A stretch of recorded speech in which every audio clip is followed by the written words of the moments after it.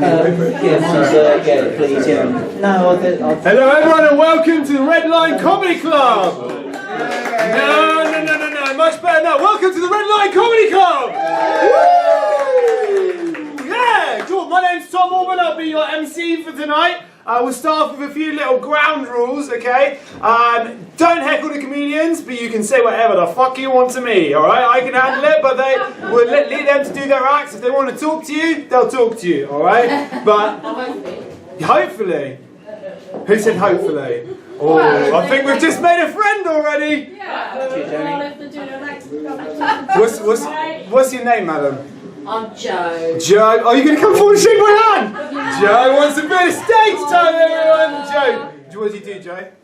I work in mental health. You work in mental health? Okay, cool. It's a good thing you're meeting a load of comedians because we could probably help. You can probably help with us a little bit. You can probably help me. Oh, we can help you? Yes. Amazing. Well, it's lovely to meet you, Joe. And you two people at the front, man, that is literally like beefed up Jesus at the front here. I love you. Look at this, man. What do you do? I was a teacher. You were a teacher? What happened? I stopped teaching. You stopped teaching? You were like, what, you went to Hogwarts instead and became Hagrid? That's it. That's what's going on? Have you now got like a three-headed dog as your mascot? No, I'm not talking about you. No. So, what's your name, man? Ben. Ben, nice to meet you, Ben. We're shaking everyone's hands tonight. That's what we're doing. It's a nice friendly crowd. Ben, so what do you do now, Ben? Now you're not a teacher. I'm building an ecology centre. Jesus Christ. That's very cool. Okay, I say it's very cool. I don't know what the fuck that is. What's an ecology centre? Well, it's going to have a sort of lots of examples of how we could live in a greener, more sustainable way without pouring loads of concrete and asphalt in the ground. Damn! Round of applause! Woo! That's impressive. Okay, well, so when you were a teacher, what did you teach? I was head of GCSE science at an EPD school. What's an EPD school? Educational behavioural difficulties, so kids that called me a hippie. So you look like Jesus and you're a better person than me. Motherfucker, okay, cool. Wow! And what do you do? What's your name? I'm Amy. Amy, nice to meet you. We're going to shake your hand as well. That's what we're doing this evening. Amy, nice tattoo. I like that. Amy Rose, is that what your name is? Yeah. Is it? Nailed it. She's got a rose on her arm and her name's Amy Rose. Oh, huh? Amy. She's a bit of a liar as well. Oh, is her name even Amy? Yeah. It's Hermione, isn't it? Shit happened after Hogwarts, right? It's all good now. It's all good now. It's all good now. It's all good now. So you're not Amy Rose. I am Amy. But you're not Amy Rose. Okay. Can I call you Amy Rose though? Is that what we're going to go with? Sweet. What do you do, Amy Rose? Oh, you're a nurse. Cool. Okay. So two people that are just so much better than me. I tell dick jokes for a living, and we got the former teacher of people who needed it really badly, who now looks like Jesus, who now literally is trying to save the planet, and then we've got another person who literally saves people's lives every day, and then we've got me up here wearing skinny jeans with a shaved chest, and fucking like. And just sort of like making my parents proud. You, sir, what's your name? Look at you. Look at you. You are butcher's fuck. Look at you go. Look, I like your tattoo as well. I'm looking at everyone's tattoos today. What's your name, man? Jamie. Jamie, what do you do, Jamie? Gardener. You're a gardener. You're drinking your ale. Yeah. Is that ale? It is indeed. Jamie is drinking his ale. Well, okay. What sort of gardening do you do? I've got with one family, so like a Oh, really? Oh, okay, cool. What, is that near here? Yeah, quite close to here. Damn, okay. What, and you do some pretty hefty stuff in that garden. Do you shovel some stuff? I shovel. I can tell you got the shoulders for it, my man. Again, in fact, no, you're what my dad thinks I should be, but instead, again, I wear skinny jeans and shave my chest. Madam, what do you do? What's your name? I'm Tony.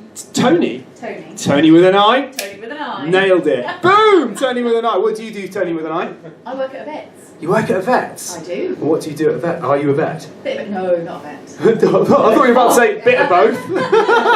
I know, so Far too much pressure. Yeah, fine. Yeah. What do you do? I pet the lambs. You pet the I lambs? cuddle the lambs, look after the people and pet the lambs. Oh my god, that's amazing. So you pet the lambs. Yeah, I look after the animals. So you look after lambs and stuff like that. We've got a gardener, and then we've got Jesus at the front. There's a whole nativity thing starting right here. I quite like it. I'm enjoying this. Like, it feels like it's Christmas all over again. Hey? Christmas is done! It's done! It's done! It's over! The storms are coming! The storm. Why is this? What's up with this? It's called. This storm is called Storm Kira. Is that right? Yeah. I feel like it should be called Storm Schofield rather than anything else. He's taken over. He's like a light man. Deal with it. Hell yeah. Boom. Good old Philip. Storm Philip. That's what we got. And then you, sir. You're the last one in the line. What's your name? Steve. Steve. What do you do, Steve? I'm a mechanic. You're a mechanic. God damn, you're all so manly. Steve, so you fix cars and shit. I'm afraid so, yes. Why are you afraid to? In fact, no. You're like, if anyone knows anything about rugby here, you're like the prop forward of the world. Okay. So like, so if anyone's watching a rugby game and you're looking at the scrum and you don't know what the fuck's going on, that's basically like the prop forwards will just be like, they'll tell you what's going on and you just believe them because you don't know any better. That's the same as mechanics. Yeah, you just go, you know what? You're talking. Just take my money. I don't understand. That's how it works, really. Cool. Right. Well, I'm Tom. We've all met each other now. I've got another interesting job that I do other than this. Can you guess what that might be? Fireman. Hey, I'll take that. Yeah, Red boy.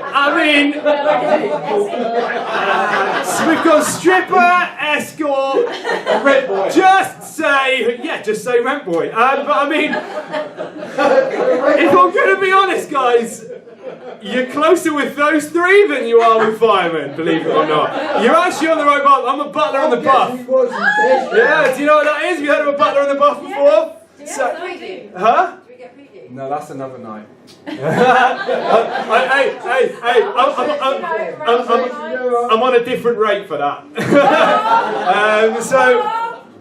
Oh shit, am I getting a pay rise? So yeah, I'm a butler in the buff. So I entertain like hen parties and stuff, wearing like a bow tie, an apron, and then sometimes some flip flops. No, I do wear a cock sock though. So much so that the other butlers have started. I like to wear a nice colourful one. All right, so it pokes out. So if it does come out, like it's nice, it's colourful, it's friendly. It's like so much so that the other butlers have started calling me Thomas and the Amazing. Some things I don't want to know about. Hey man, you're gonna fucking hear about it anyway, okay? So it's so much so the other butlers have started calling me Thomas and the Amazing Technicolor Cocksock. Right? Because what's the one way to make shaving your dress and dressing like a naked butler more gay? Turn it into a musical. So give me my coloured sock for my amazing circumcised. Oh God! He said cock. He said sir afterwards. he said cock, sir. Thank you. He's Jesus and he's polite. What the fuck's going on? Oh my God! Oh Jesus. But yeah, it can be like there can be some strange situations it gets you into in like normal life. All right, so I started in an office recently, and I got to, when you do the rounds, you get introduced to everyone, blah blah blah blah blah. So I'd been introduced to everyone. Done. I thought, sweet, nice, fine. I'm in the kitchen making a cup of tea, and then a girl comes up to me, and she was dunking her tea bag. Tony. Is that a euphemism? She was just dunking a tea bag. Read into that what you will. And she went, I recognise you from somewhere. And I was like, I think I recognise her face, but I don't know where from. And I'm not thinking about the butler and the bus stuff at this point. And then she was like, did you work at my friend's hen do 2 weeks ago? And I realised the reason I recognise her face is because 2 weeks ago I was buried in my arse doing a shot of tequila rosé. Right, everyone, so we've got a really good night of comedy ahead of us, and I'm going to bring on our first act of the evening, all right? But first of all, before I do that, we're going to practice cheering a little bit, okay? So, Jesus, I want you to start clapping your hands. Can you do that for me? Yeah. Oh, they are sturdy hands. So everyone start copying what Jesus is doing here. Now, Steve, I want you to start going, ooh, ooh, ooh, ooh, ooh. Now start copying what Steve is doing. Ooh, ooh, ooh, ooh, ooh, ooh, ooh, ooh, ooh, ooh. Now stop. And we're going to try that again. Ready? And Jesus, keep going. Jesus, start. Steve, get you. And then stop. Oh God, I love the power. I understand. This Messiah complex is really infectious. But okay, cool. So we're going to start. I'm going to bring on the first act of the evening. His name is Danny Mark. He's a good friend of mine. Now, Jesus, start clapping. So, I bring on the stage Mr. Danny Moore!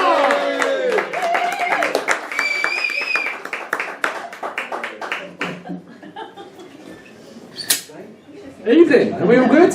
Good. All good, brilliant. As Tom said, my name is Danny. I will explain that is short for Daniel. I'm shortening names all the time. I've got a little brother, so I call him Stu and he loves it.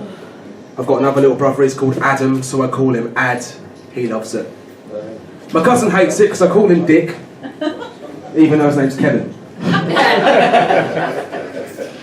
Let me tell you a bit about me. I was born into poverty, or as the locals call it, Liverpool.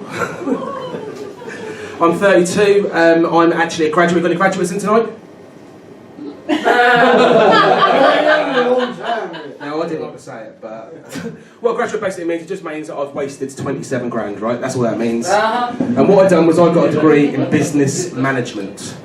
Sounds fancy, doesn't it? Business management. Qualified to be a manager. I've been graduated for 5 years, and the only time I've been called boss is when I'm ordering a kebab. So not going too great. I got a really good opportunity to use my degree then, so I've done something a little bit different. So I graduated, and I thought I'd go out and I'd buy a business. And I went out and I bought a strip club. Nice. Yeah, fan of a strip club. I was really excited. It was my first business. The first thing I'd done was I phoned my mum. I said, Mum, I've bought a strip club. She said to me, you having me on?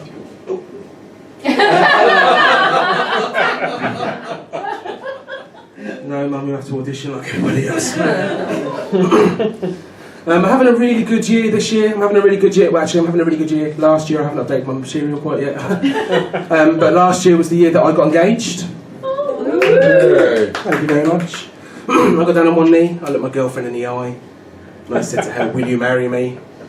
And she looked at me and she said, No. That would not be a good end to the story, would it? To be honest with you. She looked at me. She looked back at me, and she said, "Are you sure?" Right? That's not what you want to hear when you're on one knee, to be honest with you. The reason she said that is we were having dinner about 6 months before this. We were about halfway through dessert, and I looked over at my girlfriend and she was crying. And my first thought was that must just be really good cake. Right? That was my first thought. And then I looked over even more and she found a little ring in her dessert. She put it on her finger and she was going, yes, of course I will, of course I will. And I thought that was beautiful. I think it would have been more beautiful if it was my ring. What happened is the restaurant had got our table order confused with the table sitting right behind us. If I'm honest, it ruined both of our nights, but we got a £40 gift voucher, so all's well that ends okay. I said to my girlfriend that night as she was wiping away her tears, I said, I'm a guy of class. When I do propose to you, you're going to get the full works. So I wouldn't propose in the middle of a rainforest cafe, right? You'd get the full Danny experience. So we fast forward to this time, I'm on one knee, will you marry me? Are you sure? I think so. And she said yes. It was beautiful actually, we got a round of applause from everyone at Wetherspoons. It was absolutely banging. Because I'm getting married, one of the things I'm trying to do is I'm trying to get into better shape. I'm trying to look good for the photos, that's the truth of the matter. And one of the things I've started to do is I've started to run. Have we got anyone that does running? Any runners in? Yeah.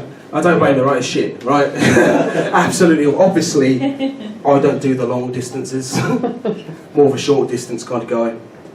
I've been doing the 100-metre sprint. To the toilet and back. To the toilet and back. I'd drive there if I could, to be honest with you. No, I've been doing the 100-metre sprint. 100-metre sprint. I'm telling you guys about this because I've had a really good day today, because today I beat my personal best. 62 metres. I'll have that done by the end of the year. I'm a little bit funny about how I look, because before I met my girlfriend, I'm going back like 10 years, right, I had a bit of a bad experience. I was in this nightclub and I was talking to this lady all night, and we got to the end of the night and, you know, she looked at me and she just went, oh, that's a shame. That's not what you want to hear. And I shouldn't have asked, but I did. And I went, oh, what's a shame? And quick as anything, she looked at me and she went, well,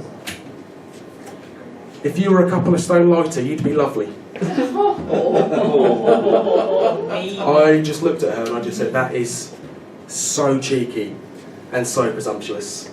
because I was a couple of stone light, I'd have been chatting to your friend.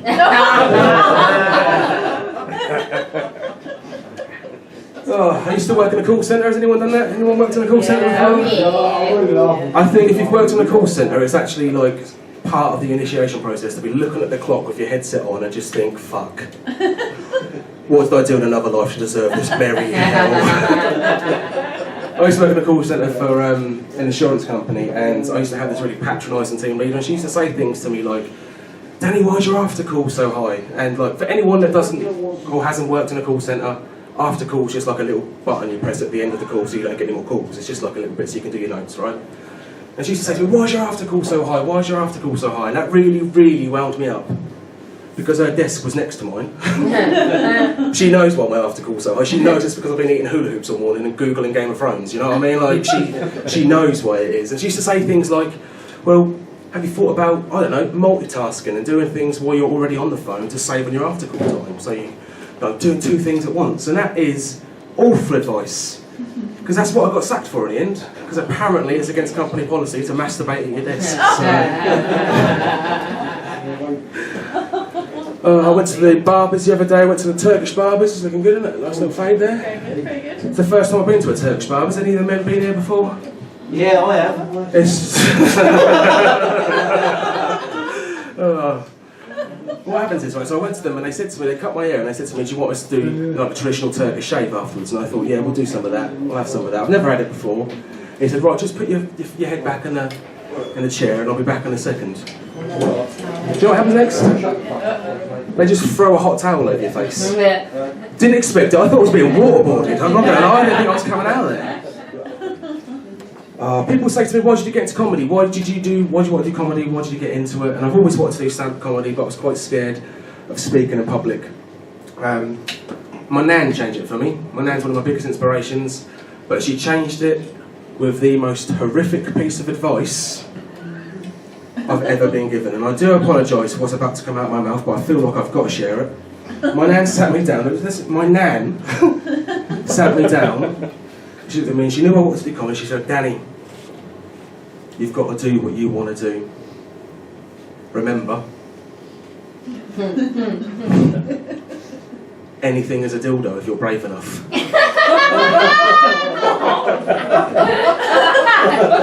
From my nan. I mean, it worked, I'm here, but I love my nan. My nan gets things wrong all the time. She's one of them people that she's adorable. She gets things wrong all the time. And like, so we just, like a couple of months ago, we had Christmas, and she was going around calling all the mistletoe camel toe. And no one had the heart to correct her. My nan, she's recently joined Facebook. She's recently joined Facebook. She's like 10 years behind everyone else, and she's joined that group, Rate My Plate. Oh God.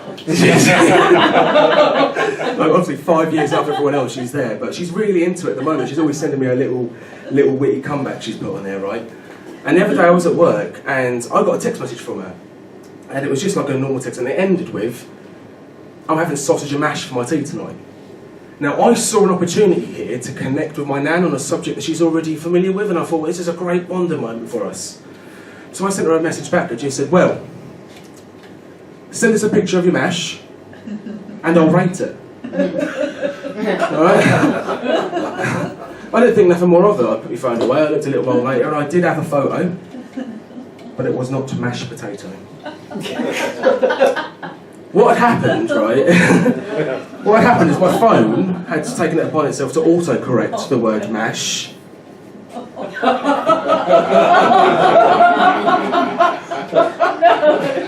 To the word gash, right? Now, I don't know what's more horrific, the fact that I obviously must use the word gash more than mash,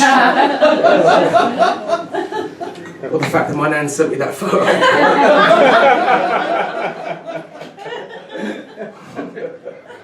Still, I promised her a rating, so 4 out of 10. 4 out of 10. One of the trickier wanks I've had.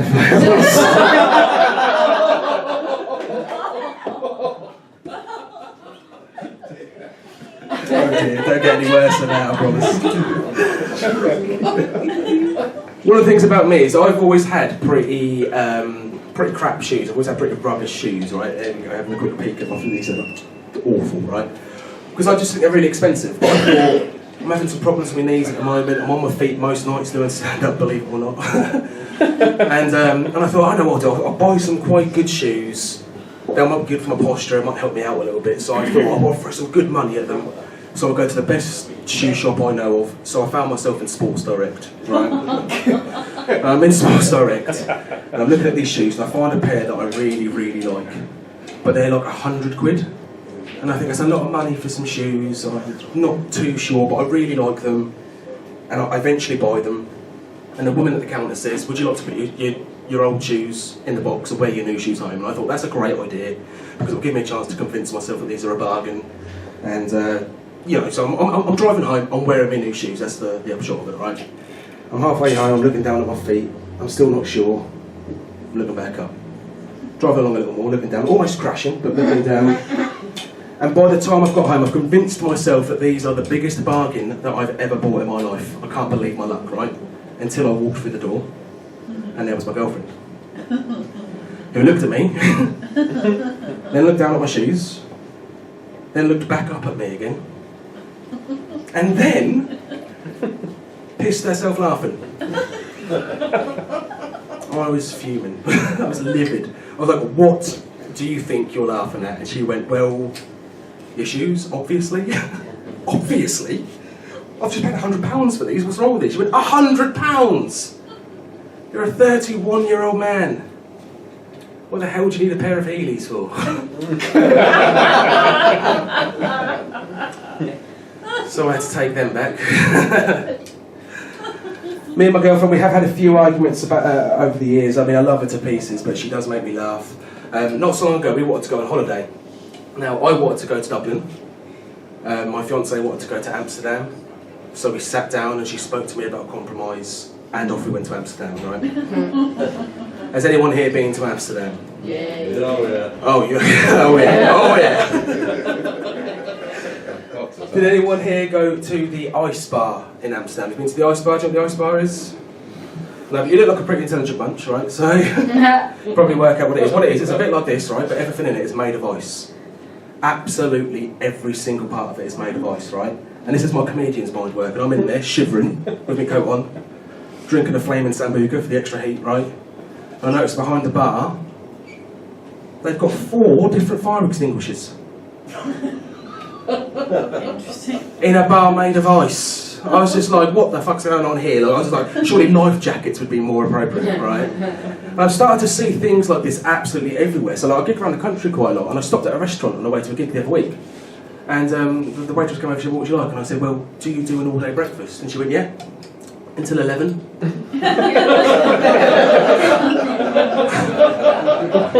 It's not even no morning breakfast, do you know what I mean? Like, the sliding door company, another one. Have you heard of the sliding door company? Again, you look like a pretty clever bunch, you can probably work out what they sell, right? Sliding doors.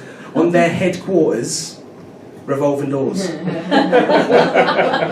What are these people doing? I was walking around B&M. Have you got a B&M in Swaffham? No. No, but you know what B&M is? I don't know. It's wonderful, and you go with a £5 and come out with a kilo of gummy bears and a bottle of vodka, and it's superb, isn't it? I was walking around B&M and I was in their garden section. I don't know why, I don't even have a garden, but I was having a look, right? And I was walking around, and it was one of them stones that you put in your front garden with the words, nothing is written in stone. On a stone. I saw these absolutely everywhere, right? So I thought I'd call my mate up and I'd talk to him about it, because it was starting to drive me a little bit mad, right? And we went to Wetherspoons, because I spend all of my time at Wetherspoons. We got there and I went to the counter, and first of all, the waitress, the bar lady came over and she said, I'm really sorry, our dishwasher's broken tonight. Do you mind if we serve your drink in a plastic glass? And that got me back. And I said, no. Because you mean a plastic cup, don't you? It can't be plastic and glass at the same time, can it, alright? My mate saw this, and we sat down and I spoke to him. I talked about Amsterdam, I talked about the breakfast, I talked about everything, right? And we ordered a pizza, and it came over, and my mate started to wind me up. And I said, oh, which bit of this do you want? He went, oh, I'll take the bigger half. I said, come on, mate, we just spoke, no, how comes I'm a big half and bigger? But we got through it anyway, and later on, I said, I've got a gig this weekend in Swaffham. Do you fancy coming? And he got me again. Because he looked at me and he went, oh, it's a definite possibility. And I snapped at this point, right? I snapped. I said to him, how can something be both definite and possible at the same time? You've heard what I've been saying to you tonight. And he looked at me, and as quick as anything, he said to me, in the same way that you tell everyone that you are seriously funny. So he got me there. So I left him with the bill, right? I walked home, walked through the door. There's my girlfriend. She could see that I was a little bit pissed off. She asked me what's the matter, so I told her. I went for everything. Told her about what I'd noticed and about all these contradictions. And she looked at me and she said, I think I know what you mean. Is it a bit like the phrase, happily married? So I'm looking for a new girlfriend.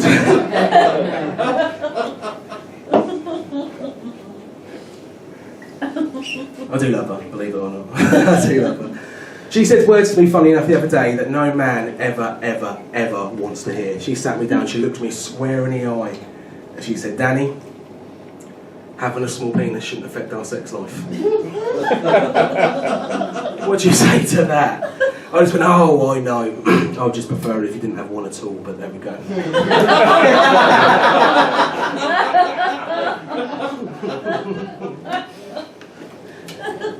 I'll leave you with this. I'll leave you with one little story before I go. Right, so this is the funniest argument me and my girlfriend have had, and probably the second worst joke I've got to tell. I had a gig in Liverpool. Now, this is about 4 months ago.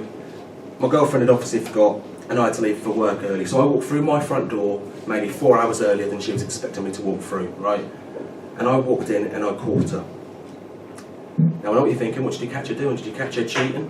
No, worse.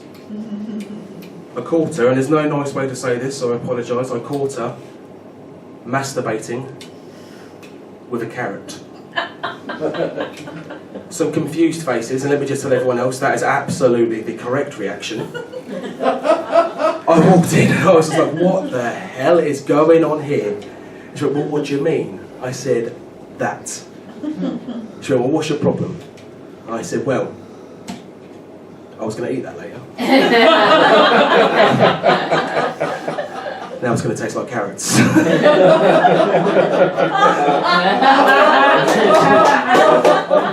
worst part is what she said back to me after that. She came back to me quick as anything and said, well, your nan gave me the idea when she texted me.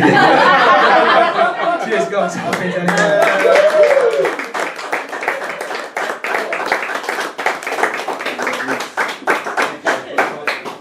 Right, guys, Danny Mark, everyone, one more time. We're going to pause for a quick 10-minute break, so get some drinks, get some tequila rosé. There's a bucket at the bar for prostate cancer, so please donate. It's a really awesome cause. So when you get your drinks, put some stuff in the bucket, all right? So yeah, quick 10-minute break, get everything you need to, and then we'll be back with some more acts, all right? Thank you very much. Hello, we are back. Comedy! We're here. We made it. Cool. Have we all got some more drinks? Yeah, we've got some new people here. Jesus has gone. He's got work to do.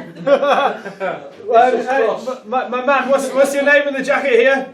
What's your name? The guy who's literally got his back to me. Can't remember. No, Kev. Now, Kev, you were talking about a sex position now. I don't think you realised I was one of the comedians when I was sat next to you. So, tell me more, Kev, please. What we do? Philip Schofield position. Yeah, the Philip Schofield position. What's that? She said no. She said no. She doesn't look like a gopher, so you're all right. Anyway, no. So we were talking about jobs a lot recently. I actually. What was that? What did you say? Kev, everyone. Kev is going to be live at the Apollo in 2 weeks' time, in the toilets doing the gopher for guys if you need him to. But yeah, I used to live in China. Cheer for that. I used to live in China. Yeah, because for all you know, I'm a spy for Huawei. I've got a chip in my brain now. All I have to do is look at your eyes and I know what porn you're watching. Oh, there's a lot of gardening stuff you're into. Alan Titchmarsh? I was born in. Sorry? I was born in. Whereabouts? Hong Kong. Hong Kong. So not China. Well, it is now. I lived in Shenzhen, which is on the border of Hong Kong. Right? So yeah, I used to live in China. I didn't fit in. Literally, I didn't fit into anything. Cars, planes, trains, clothes, some vaginas. I didn't fit into much. All right. So, but I get a lot of the time there. So, because I'm quite big, I'm quite a big guy, and out there I'm massive. Right. So a lot of people, they want to take pictures of you, and that's like considered quite normal, right? So people would come up to me and take a picture. But my thing would be, I'd smile for the picture. Oh, picture, yeah, okay, thank you. Because I'm a Labrador, right? And I'm like, yeah, loving it. But then they'd be like, no. Because they don't want you to smile. They want to catch the animal in its natural habitat, right? They want to catch me stuffed onto public transport, not really able to move. Like, making a really poor attempt at using chopsticks. Looking at the guy next to me thinking he's going to be my friend when he doesn't want to be my friend. And that's what they want to see. You don't go to the zoo to watch a lion pout for a picture, do you? You want to see that motherfucker roar and take a shit, okay? That's what you want to see. But I was teaching kids out there. I was teaching 14-year-olds during the week how to speak English. So, what's the difference between a Chinese 14-year-old and an English 14-year-old? Nothing. Thanks for the punchline. That's my job. That's normally where all the racists get really fucking excited. But no, you're good man. Yeah, the difference is nothing. They're all dickheads because they're 14, all right? Because all 14-year-olds are dickheads. Because what's the one thing that top trumps any racial stereotype of all time? Adolescence, okay? Because when you're 14, what do all 14-year-olds want to do? They want to come on each other, all right? Okay, and my lessons were getting in the way of that. But I also used to teach kindergarten at the weekends as well. So I used to teach 3, 4, I used to teach 3, 4, and 5-year-olds how to speak English, and they can actually speak English really well. So just to put this in perspective, does anyone here have kids? Yeah. No. Now, when your kid was 3, could they say they loved you in Mandarin? No, then fuck your 3-year-old, right? Because these guys could. It was super impressive. But yeah, so that's also where I met the 2 most formidable men I've ever met in my entire life. Right? I've met you before. There he is! Another guy that said they're going to be alive at the Apollo. Fucking hell. Full of comedians in here tonight. I love it. Kev just slanging jokes, Kev. I love it. And that's where I met the 2 most formidable men I've ever met in my entire life. They're twins. Shaved heads. They wore the same clothes as each other every time. Alright? That's Matrix, isn't it? Imagine tiny, tiny, tiny Matrix. That's what we're talking about right here. So, twins. Their age? 3. Wow. Their height? Also 3. Their names? Ding Ding and Dang Dang. Every lesson they'd sit there, man-spreading like it's 2003 on their tiny seats, staring at me, and we'd cover all the words. Like, toothbrush. I would say, ding ding! Say, toothbrush! And he'd reply in such a way.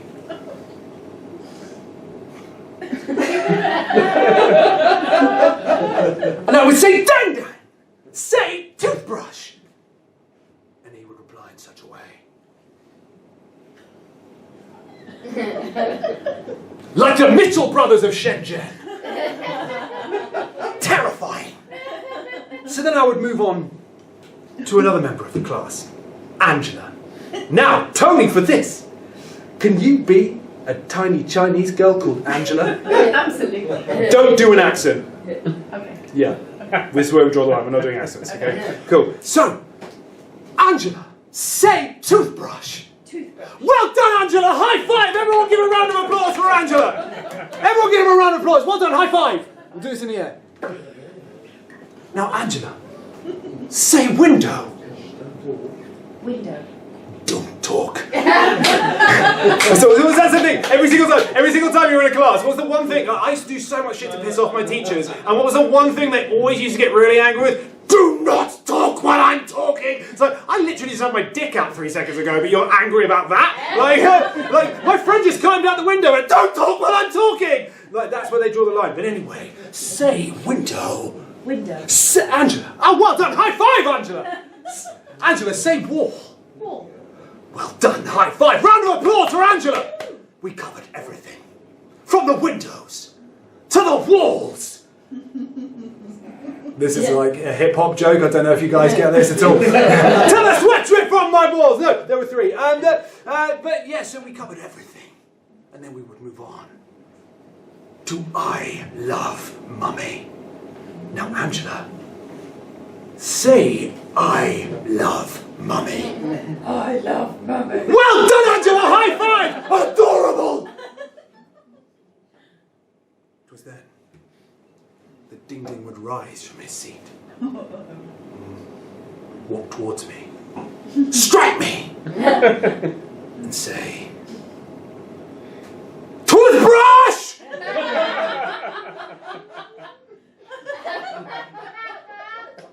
And that's when I realised Chinese people are they're really they're not very responsible because they let me teach their children. Guys, we're gonna need some new cheerleaders for this part because we've got another act coming on. Are you ready to be the new cheerleader? Can you clap? Can you do the clap? Have you got a clap? Can you teach me the clap? Oh, can I teach you the clap? Yeah. You want me to give you the clap? That would be magic. I've never. Okay, well we'll just do it with hands for now, but then we'll do other stuff backstage, yeah? Okay, cool. So start clapping your hands together. And now Kev, do ooh, ooh, ooh, ooh, ooh, ooh, ooh, ooh, ooh. And I'd like to welcome to the stage another good friend of mine, Mr. Aaron Bird! Hello everyone, we well? Oh, hello. Indeed. Excellent, glad to hear it. So I have autism. Anyone know what autism is? Excellent. It's Asperger's. It's not the most interesting disability. It's basically just social anxiety with no free parking. People usually say one or two things when I drop the A-bomb. One, oh, you must have a bright future in the tech industry or the sciences. I do not. Or two, I'd be described on the American news as the lone gunman with no mental health issues. Yeah, we have some mild differences with our American friends. You know, we say potato, they say potato. We say tomato, they say tomato. We say primary school, they say shooting range. I've googled the last 10 of those dudes. All of them have had Asperger's, and between them and Mark Zuckerberg, I don't know who's more inherently dislikable. I mean, I've had some very awkward situations, but I've never forgotten how to drink water in front of people. Is this the human liquid? Excellent. Well, I will consume this human liquid, and I will keep saying the phrase human liquid until everyone becomes viscerally uncomfortable. Yeah, it was ironing out some kinks at first. Like sometimes I forgot how to react first. I didn't react enough. It's like old internet. My face took another 30 seconds to buffer. Aaron, I've got some great news. I'm getting married. Dum, dum, dum, dum, dum, dum, dum, dum, dum, happy. So I started doing some really weird sort of sex stuff. Anyone went dogging before? I thought it'd be more popular around these parts. Yeah, my girlfriend, she's kind of like a feeder, so she wanted to make a good impression as her first dog. And she's like, oh, should I bring something? Oh, no, don't bring anything. Like, they'll need a quiche. I'll make a quiche for the dogging. And she got really offended that no one ate the quiche. And then she's just like, oh, maybe I'll try Mexican food time. Like, no. This place has at least 3 people with irritable bowel syndrome. This Morrison's car park is going to look like a funny mudder obstacle course. Bad move, bad move. So I've got a kid on the way, everyone. Yeah, I'm indifferent. My girlfriend is furious. If anything, like catching chlamydia at this point would be a sound financial investment.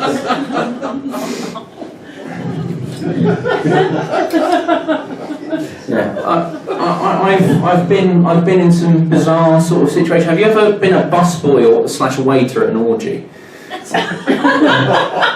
I was in my second year, kind of flat sharing with people, lesbian orgy. You know, just sort of kind of happens. I I didn't meet the entry criteria, unfortunately.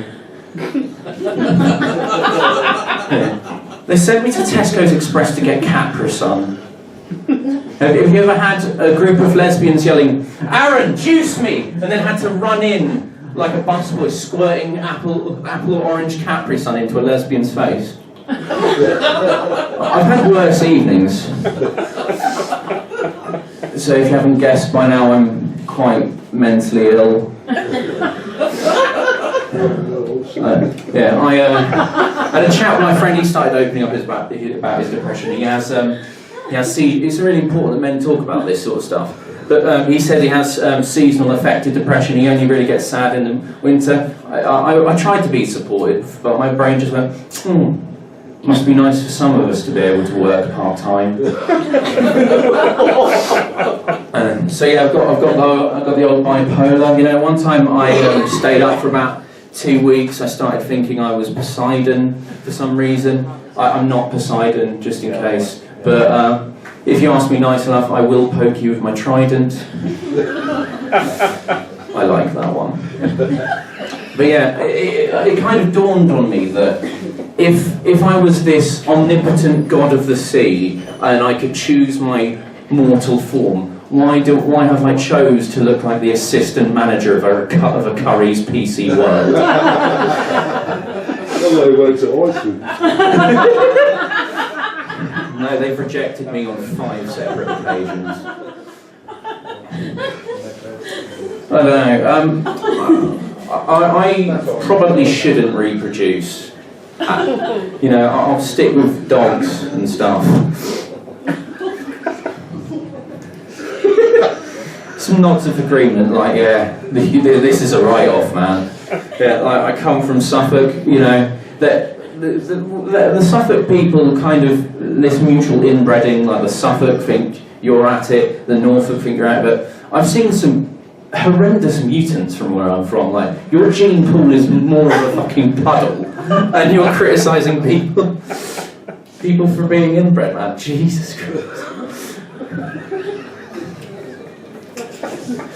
You guys seem non-inbred. You seem genetically put together. You wouldn't melt if I chucked some water over you. So that's great. So I'll try it after the show. So Stephen Hawking died at some point in the past, and I quite admired him for his, you know, to overcome that disability. You know, only being able to move his lip and still being able to sleep with all of those carers. He must have found the Konami code for the clitoris with that upper lip. But I always had this one ambition of getting good enough with computers to hack into his voice box when he gave a speech on time or whatever he did, and just have him go, "Push me, just touch me."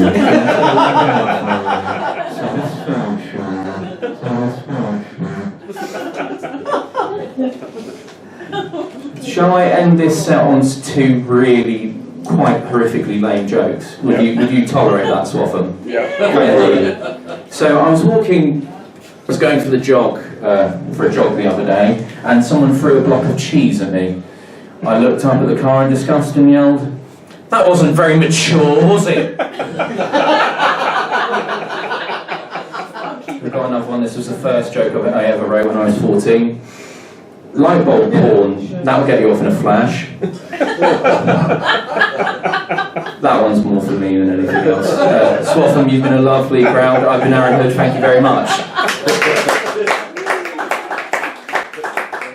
Give a go for Aaron Hood! Are we all having fun?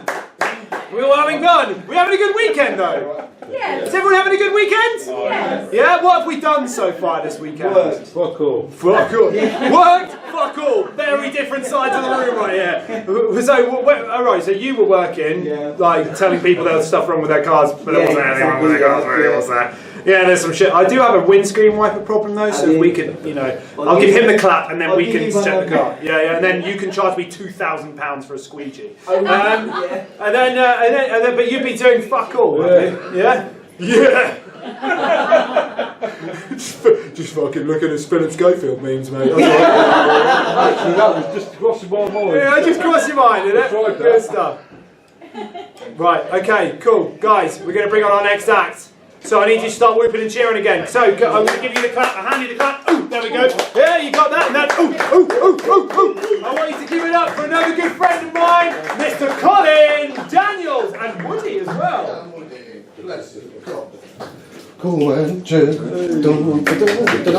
Good afternoon, good evening. How are we all? Are we alive?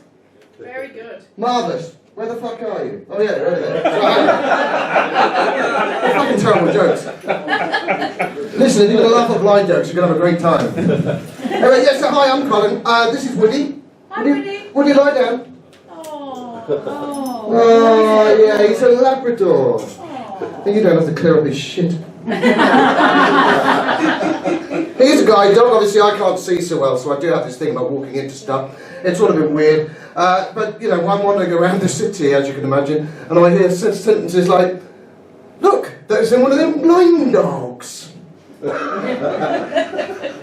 kind of infers that I'm a bald bloke pushing a blind Labrador around the street. Bless his cottons. I've had 3 guide dogs. They ruined my life. Absolutely ruined my life. I mean, before I had a guide dog, I was sitting in a corner of the bar getting pissed.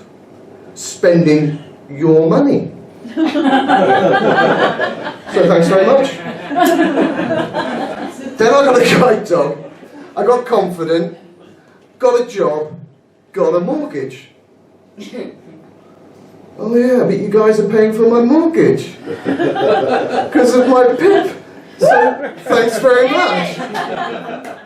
To be fair though, I am blind to pay for the sins of the world, so fuck the lot of you. I quite enjoy that really. It's quite funny. Can you imagine, you know, being blind is a thing. You know, can you imagine if I woke up in the morning and I was no longer blind?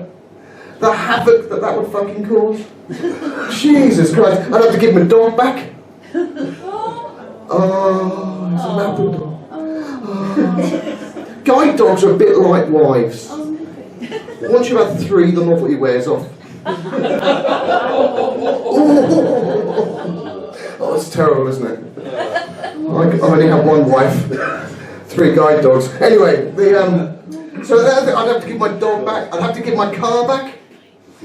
I'd have to give my house back. Everything I'd have to give back. It's terrible. But to be fair, I do have a job now. And I've got quite a nice job, so I can afford to go and do things. And I'm planning a trip to Amsterdam. Who said they were going to Amsterdam when Danny was on? You've been. Who went to Amsterdam? You. What can you do? What things to get up to in Amsterdam? What are they? Dick museum. Pardon? And at a dick museum. A dick museum? Is that? Yeah. Yeah, how did you, Jim? Yeah. What else do you get up to in Amsterdam? I got stoned. You got stoned? Good grief. I was at a gig the other night and some bloke was sitting there at the Van Gogh Museum. Yeah. I went, yeah, fuck off, your partner's sitting next to you.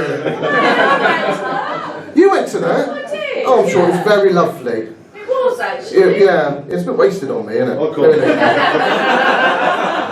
I mean, I've got to look at some pictures. I mean, yeah, fuck, yeah, great. I mean, like, there's 3 things to do in Amsterdam when you're a bloke and you go with a couple of blokes. You go, obviously, you get pissed, you might get a bit stoned, and you might go to have a little look around the red light district, you know, bless the girls in the windows. It's a bit awkward though, because obviously I can't tell the difference between red and blue lights. Oh. And once you're committed, do you know what I mean? It's fun though. I mean, I didn't take Woody to Amsterdam, he's not allowed to go. A, because of Brexit, he hasn't got a passport. Oh. And also, it's a bit rude taking a guide dog around and hotboxing him, isn't it? Fucking ending up anywhere. Did anybody try any truffles while you were there? Yeah. Truffles? Did you go, how brave were you? Did you go from the, because there's like, you know, various different strengths. Can't remember. You can't remember that. So you went kind of mid-range, right?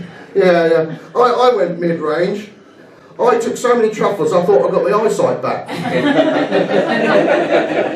It wouldn't have been so bad, but I did end up in a fucking canal, which was a bit awkward.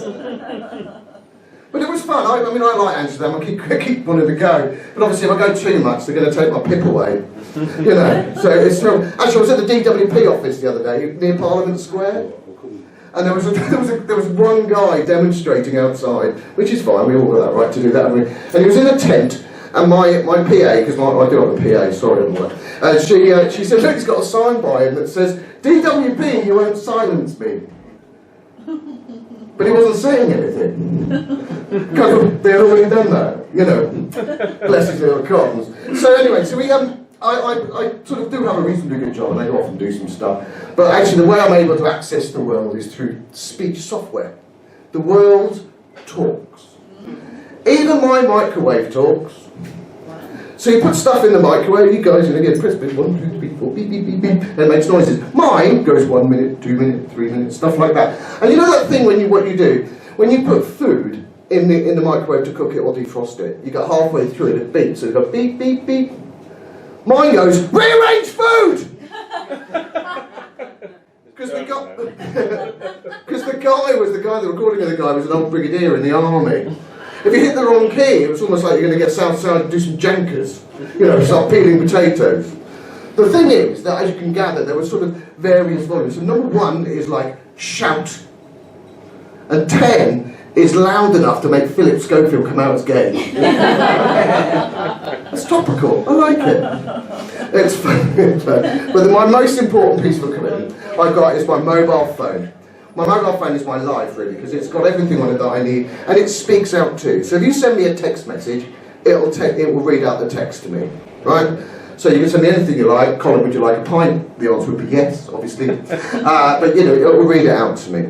Now the thing is, for a wee while, I did have a bit of a girlfriend. I say a wee while, we spent a while ago now, but we were long distance relationships, so we did some sexting. Anybody know what sexting is? Someone's giggling knowingly. Who giggled knowingly? There was, yeah. Is that Tony? It is. Oh, I see. Sorry. Yeah. Fiddling with lambs and sexting. I don't know what else to do. Anyway, so she you know, you'd be lying in bed and I'd get a message through and it would go, can you touch me there? Smiley face. Oh, a smiley face. It reads out the emojis. Actually, can you touch me there? Winking eyes, stuck out tongue. Aubergine. And she assured me. And I did get one and she went, actually, I'd really like you to touch me there. Smiling pile of poo. She assured me it was a typo. I'm not so convinced.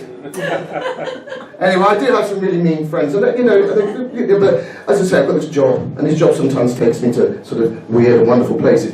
So occasionally I find myself in the Houses of Parliament, you know, as one does, sitting in a committee room. And one of my mates knew where I was going, and I was sitting at the back of this committee room, and I heard from my pocket, shithead, which I thought was fucking ridiculous and really rude, you know. But then I was amazed that he'd worked out how many politicians were in the room. Anyway, just let me leave you with this one thing. My iPad is actually what I use for most things in life. It kind of ticks me over. I do my banking on there, I do my shopping on there, and I do my porn on there.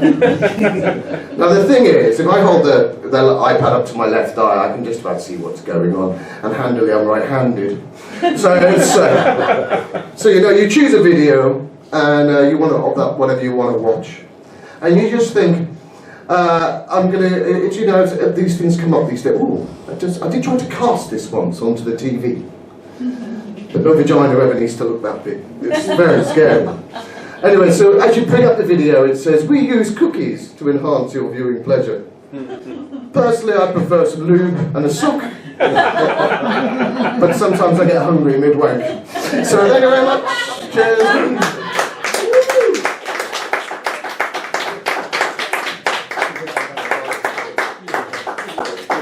Colin Daniels, everybody!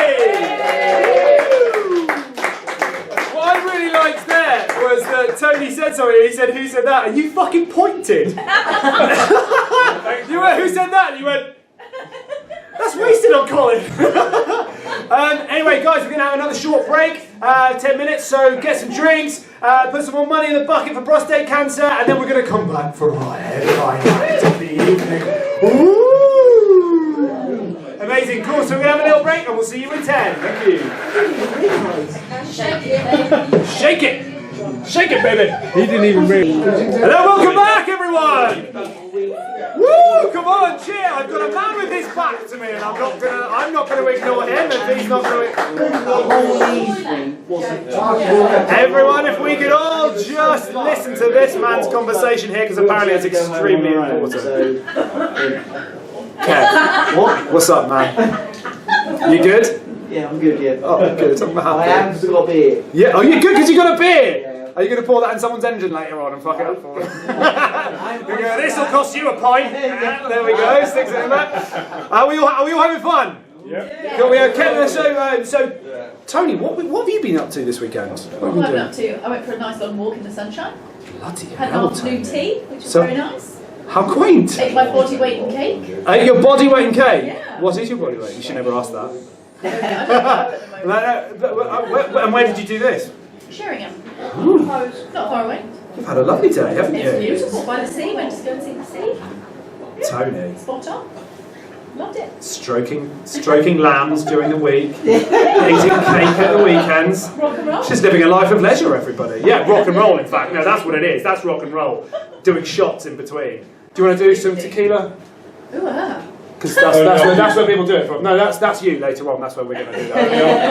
Only after you've done leg day. I don't. Hey. Only after you've done leg day. Oh, no, oh right. So you want me to do some leg day, and then you'll pop it from the thing. Hey, I'll tell you now. I have the svelte legs of a gazelle, a beautiful, beautiful gazelle person. And when I run, the wind flows in my hair. Can you leap like a gazelle though? Sorry. Can you leap like a gazelle? I can leap like a gazelle. Can you do it now? I'm going to show you backstage. We've discussed this I want already. you to do it now.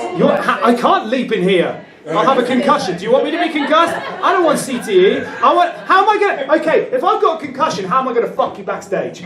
I'm going to be putting it in everywhere. You're going to be like, I told you to give me the clap, but you're just sticking it in my belly button. It doesn't work like that. Biology. You fucked me front stage, so... Sorry? You fucked me front of stage by pointing out my little faux pas earlier. We're trying to do biology here, and you're failing dismally. Are we all right now, though? You good now? You'll give me that one? 1-0, but the game's not over. Hey? It's 1-0, but the game's not over. Oh, really? Well, it should be soon. Guys, we're about to have our headline act. I want to...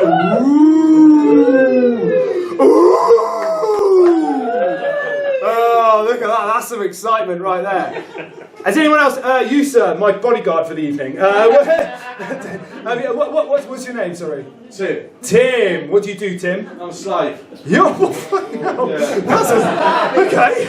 I'm a slave. Yeah. Slave to what? I'll work here, mate. Hey? Oh, you works here? He's a slave to you. He's Barbie. Sorry, my vibrato is a bit crap on that one. It's a nice falsetto there, though, isn't it? Guys! Do you remember what you got to do? I know what I've got to do. Yeah, get them hands together, get them going. Because we're going to bring on our headline act in the evening. Start that clap. Stop that. Ooh, ooh, ooh, ooh, ooh, ooh, ooh, ooh. And come, hey, you do some weird shit. Do some dancing with me. Come on. Dance with me, dance with me, dance with me. Woo! We're going to bring on our headline act in the evening. NJAMBI McGRATH! Oh, this is fancy. How are you guys doing? Good. Oh, good. Yes, I am from Africa, and it's interesting that an African should come on stage just after somebody announced that there's a slave here. I was hoping he wasn't looking in my direction. What a welcome, Swaffham. It's Swaffham, isn't it? It is. Yeah. Oh, lovely to be in this. It's a village or a town? Town stroke village. Oh, okay. just lovely to be here. Okay, fine. So nice to be here. I've been travelling around the UK, and it's an interesting time for a black African to be travelling around the UK, because everybody's worried about immigrants. And I always like to start off by saying, don't worry, please, guys, I'm a good immigrant. I have learned to be very British. I now say British things like, I beg your pardon before I push a lady off her seat. And I have acquired some British friends. I have some nice British friends, my white friends. Like, I try to hang out. I do have some white friends. I know she's laughing. She's like, no way, no fucking way. I do have some white friends. But you know what, you guys? Your sense of humor is so bizarre. Like, my white friends, they came to me. They were like, Jambi, let's go on a camping holiday. I was like, no, thank you. Let me see, being in flimsy accommodation, sleeping on cold hard floors, and going to the bushes every time you need a wee. That's what we call visiting grandma. She lives in Glasgow. People are very worried about immigrants. And I don't know if you've noticed this, people are so worried about immigrants, they start to speculate. You know, they say all sorts of things. They say, oh no, immigrants don't integrate. I just want to say, my husband is English, I integrate every night. Sometimes I include him. And yes, my husband is English and I'm African. And we've been together for a long time. We love one another. We have pet names for one another. He calls me his African queen. I call him the colonizer.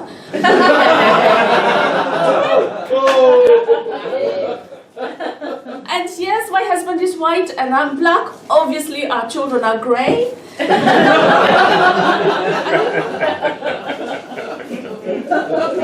It's great. Same colour skin.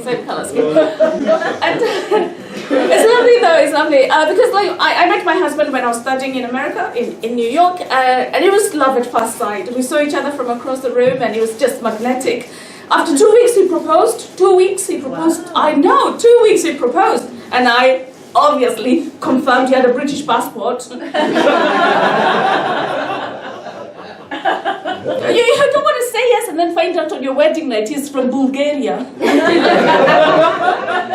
I'm so sorry. Wrong GDP. Sorry. So sorry. But I was worried though about being in a mixed race relationships because mixed race relationships can be pretty difficult. Like my mother, she's a very staunch Christian. His mother is a very staunch racist. It's hard. And like his family is very different from my family. His mother had 2 children. My mother had very many children, just in case Madonna wanted one. Because you just never know when Madonna is going to turn up in Africa and say it's yours. Just have to be ready. Get number 3, Madonna is here. It's insane. But you know, like when I met my husband, I had not dated much. I only ever had one Somali boy. It didn't work. He was always away at sea. Had the most unusual interest in the shipping forecast. And this is it. But you know, like, I think people stereotype too much. Do you guys think people stereotype too much? Yeah. People stereotype too much all the time. I don't like stereotyping. People say things like, white people can't dance, black people can't swim. That's true. Well. I swim every single day, but I can't dance. It's true, I can't dance. I even tried the white people dancing song. Do you remember the song that was written to help white people with the dancing? Remember the song? You put your right leg in.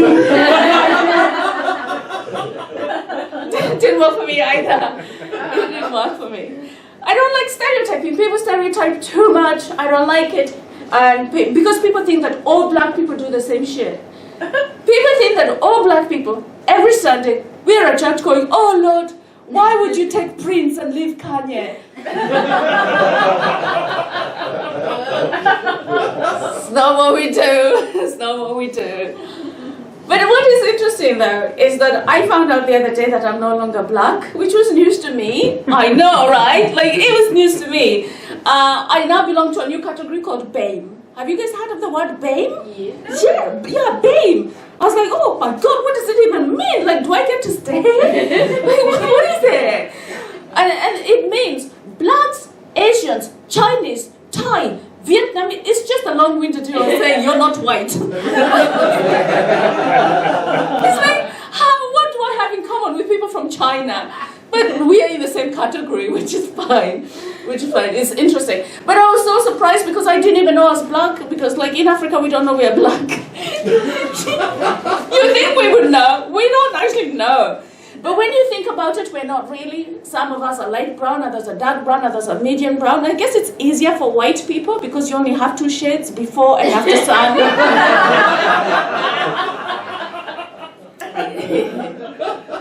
It's crazy. It's crazy.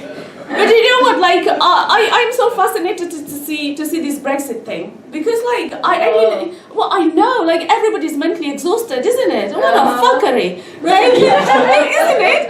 What a fuckery! Because like I didn't know white people were tribal. Like I was like, that's African shit. Stop it, people. And the thing is, like, I don't even care which way you voted. I don't care whether you voted Leave or Remain and stuff. Like when they asked me, do you want to leave or stay or remain, I was like, fuck, I'm staying. Like I only just got here. It's crazy. And people start to speculate. I don't know if you notice, people start to speculate. I suppose it's the leaders, they're winding people up. They have been winding people up because they speculate about immigrants. They say, immigrants are coming to Britain to change the British way of life. No, it's not our priority. Can you imagine an African coming from Gabon, walking across the Sahara Desert, crossing perilous seas, camping in Calais, jumping a lorry to come here and say, right, you lot, no more fish with your chips. He'll be ringing his pregnant wife in Gabon, Mashipis is next. People just speculate, they don't even ask us. You know, they don't ask, and people say things like, we want Britain to go back to what it used to be before. And I'm like, how far back do you want to go? How far? Like BC? Before curry? Showing kids up chimneys. Yeah, but this is it. It is strange times. We are living in strange times, lady. We are living in strange times because it's all everywhere, round the world. It's just insane, you know. But the thing is, like, people get wound up. Some people get so wound up, like you can just feel it. People say things like, when you get here, do as the British do. Do as the British do. Do as the British do. I was like, okay. So I pulled a sickie. It felt good. I'm not gonna lie. But I wasn't banking on my boss asking me what was wrong with me because I didn't know British diseases. Because like British people, you have posh diseases. You have diseases like hay fever. We have Ebola. So I'm on the phone to my boss and he's asking me, what is wrong with you, Jambi? And I'm like, oh my God, this is a trick question. Because like the only diseases I knew were all tropical diseases. I was like, oh no, I can't say dengue fever. I can't say malaria. HIV is going to freak him out. So I thought long and hard and I said hangover.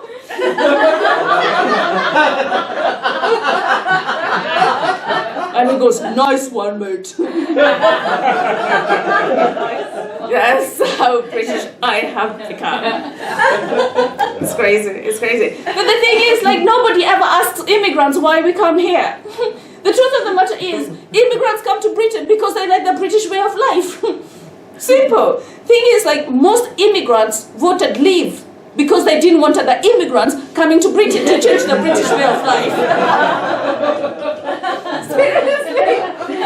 Seriously, like, I know all the Africans, all the Asians who are all voting. They're like, what the actual fuck are you doing? They're like, they're coming here to change the British way of life. I know, it's fun.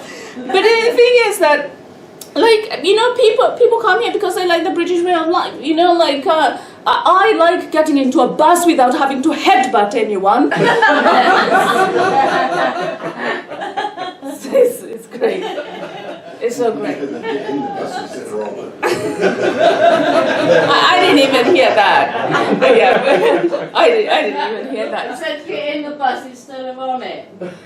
What?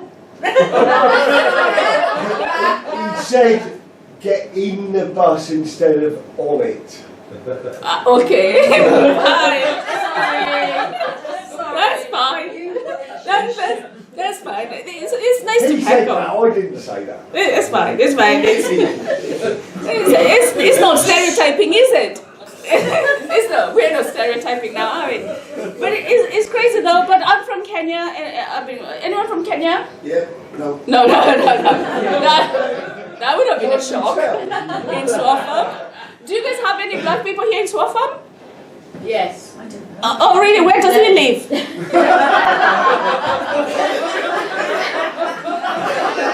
I bet you he's Spanish. Like, I bet you he's Spanish. You're like, he's black, but he's not really. Huh? Portuguese. What? Portuguese. Portuguese. Oh, he's Portuguese. I have a black friend who's Portuguese. Okay, let me finish my set. It's insane. So I'm from Kenya. Kenya was a British colony. And living in a colony, we had to be like the British. We played British board games. We played Guess Who's Gonna Conquer Us Next. We played Monopoly. They banked the money. We went to jail. And when they said, let's play Cluedo, we were like, run.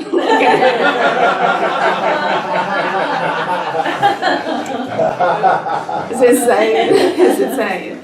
But it's funny though, like our history, because like Kenya being a British colony, because my parents grew up during the Mau Mau uprising. If you don't know what that is, it's when the Kenyans rebelled against the British rule, and Kenya and Britain went to war. You don't know about this war because we won.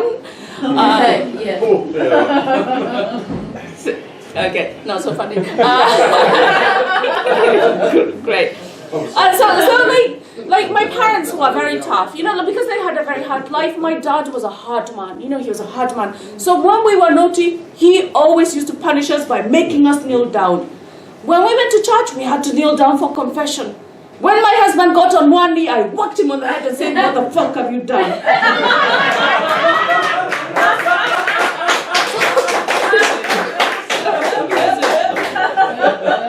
It's so confusing. And you know, like when the British arrived in Kenya, they found that we were polygamists. They found that, and they automatically assumed that African women were oppressed because what they saw was one man with his 5 wives. What we saw was 5 women with a handyman living in the compound. A handyman that did all of their chores and then gave them a happy ending. And the thing is, it was amazing because you didn't have to worry about your husband because you could hear all the other wives scolding him. And there was a simple reason why there was polygamy, because there was always fewer men. They still are in Africa. If you see what's happening in Africa, there's still fewer men. Because men are more likely to die at battle, or were more likely to die at battle, and men were more likely to die from being scolded by all those women. That is fine. That is fine. But the thing is, like, my parents grew up at a difficult time when there was racial segregation, so black people were not permitted in white areas. The zebra crossing was a nightmare. It was so tough. And Kenyans were famous for the marathon runners. Yeah, that's what we're famous for. And it's always the men doing long distances. Like when I was 14, my father did a marathon, didn't come back until I was 30. It's great. It's great. But when the British arrived in Kenya or in Africa, they went round renaming places. Like when they came to East Africa, they found we had a lake. And this lake is shared between 3 countries, Kenya, Uganda, and Tanzania. And each one of those countries has a name for the lake. In Kenya, we call it Namlolwe. Uganda, they call it Nalubale. Tanzania, they call it Nyanza. The British called it Victoria. So in honor of the British people that went round renaming places in Africa, I too have been touring Britain and I have renamed a few places. I have now renamed the Hadrian's Wall to ha ha, you see, stupid walls never work. The Kew Botanical Gardens, I'm going to call it Firewood Place. Big Ben, I'm going to call it What Time Do You Call This? And the Tower of London, with its history of chopping people's heads off, I'm simply going to call it the Saudi Arabian Embassy. It's okay, you can thank me later. But you know, the one thing that we are not familiar with in Africa is how we don't actually know how we're portrayed by the Western media. We don't actually know. What do you guys think about Africans portrayed by the Western media? Nothing. It's awful, I'll tell you. It's awful. Like, what's up with the flies? Like, every picture you see of an African, they've got flies all over their face. Like, do you know how hard it is to maintain that fly look? Like, you literally have to be wearing marmalade all day. Like, quick, Oxfam is coming, quick. It's awful. And people still say things like, we are going to dig another well in Africa. And the Africans are like, Wi-Fi, please make it Wi-Fi. Not another damn well. I don't know what it is though, because people don't think like Africa changes. Like, the biggest problem for Africans today is lack of Wi-Fi. Seriously, people don't know. People don't think this shit through. But the thing is, like, have you noticed they never say anything nice about Africa? You notice this? They don't, because like if you look at all those commercials of Africa, there's always a kid and he's always drinking dirty water. And they always say the same thing. This is Nkrumah. He's 2 years old and he's drinking dirty water that's going to kill him. And I'm like, so stop him. Like, don't just stand there filming him. Like, what's wrong with you? Okay, you don't know this material. Well, the thing is that, like, it's very patronizing, but like, there's the international ambassador for women suffering from AIDS in Africa. Do you know who it is? Victoria Beckham. Victoria Beckham. I know. So you can imagine, like, these women, right? Like, you get these women together and you're like, ladies, I know life has been unkind to you. It has been so harsh. But now I'm going to bring someone to uplift your spirits. Welcome, Victoria Beckham! I'll be like, what the actual fuck?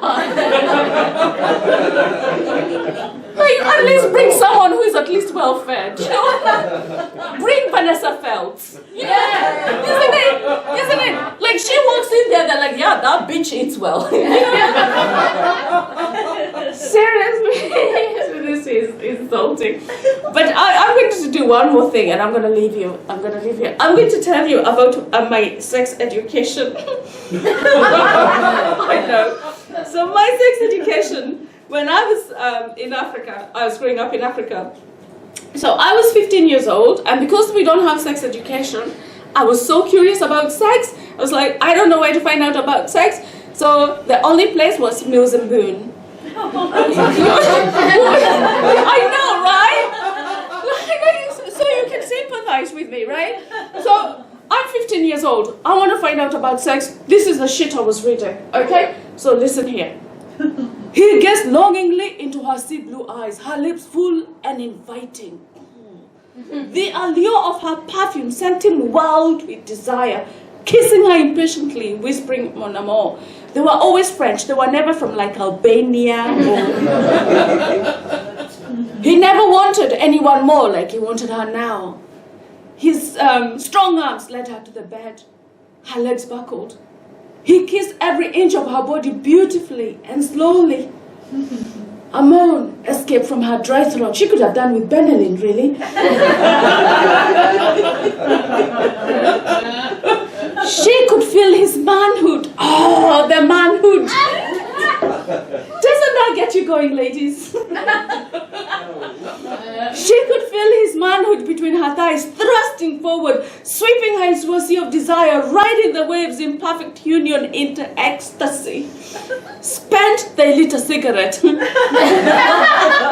So that's me now, ready for sex. I bought myself a packet of fags.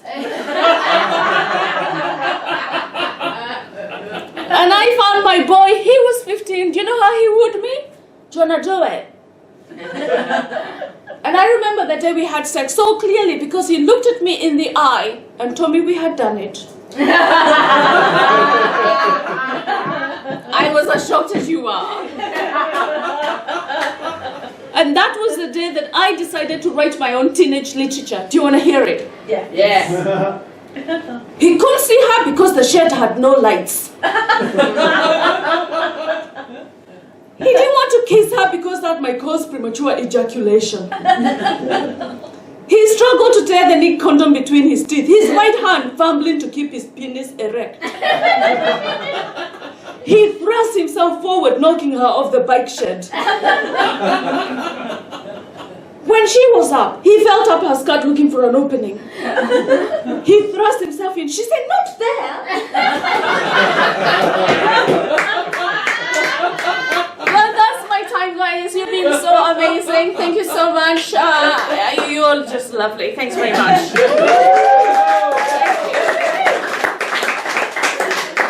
Just before I go, I've written a book. It was out on Tuesday. So if you like reading, thank you.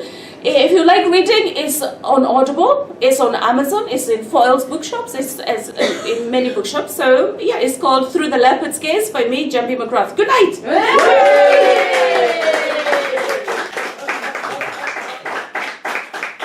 NJAMBI McGRATH, everybody! One more time! That draws us to the end of the evening. Oh, cool. Just before we finish up here, just remember, if you can give anything to that bucket, perfect. But we have been Swaffham Comedy Club, or Red Lion Comedy Club in Swaffham. Swaffham's Comedy. There we go. Red Lion presents Swaffham's Comedy Club. There we go. We got there in the end. Cool. Seamless. But let's give up for the acts we've had this evening. So we've had Danny Mark. We've had Aaron Hood. We've had Colin Daniels and Woody. We have had NJAMBI McGRATH. And then I've also been here. My name is Tom Alban. Thank you very much. Have an awesome weekend. Thank you. Are we going to that room now? Yeah, Ready to go. We've got Luke.